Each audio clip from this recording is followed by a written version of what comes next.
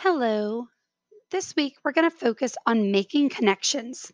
We will read books about living and working together, and we will make connections in these books to ourselves, to other books, and to things in our world. So, here are this week's books. We might not get through all of them, but these are some that we can focus on. Where we live, work, and go to school forms our community. All of the books we will read this week will teach us about community. We learn about the places, people, and jobs that make up communities. Some communities may remind you of your own community, and some may be new to you. We will make connections to all of these communities to better understand what we are reading. All right, so remember, when we make these connections, it deepens our understanding. It means we really understand what it is we're reading about. And the first connection is a text to self connection. So look at this friend in his striped shirt. He's reading a book and thinking of a time that he played soccer. So when you read a book, it remind you of a time that you did something, that you saw something. Think back to the book Knuffle Bunny. The little girl had a stuffed animal that was very important to her.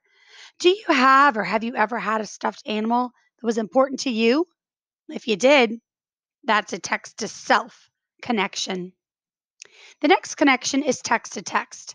And that's when you're reading a book and it reminds you of another book. So let's think about Knuffle Bunny again. Were there similarities between Knuffle Bunny and Knuffle Bunny 2?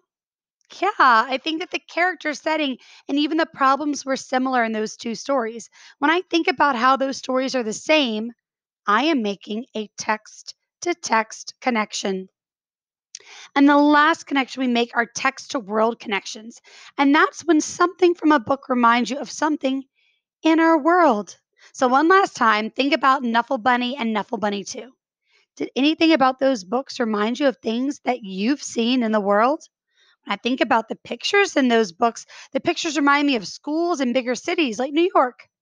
Even if you've never visited New York, if you've seen pictures or heard about that place, Knuffle Bunny may remind you of that place. When we think about how a story or a text reminds us of things in the world, we are making a text to world connection. Have fun making connections, friend. Remember, there are three connections that we're learning to make: text to text, text to self, and text to world.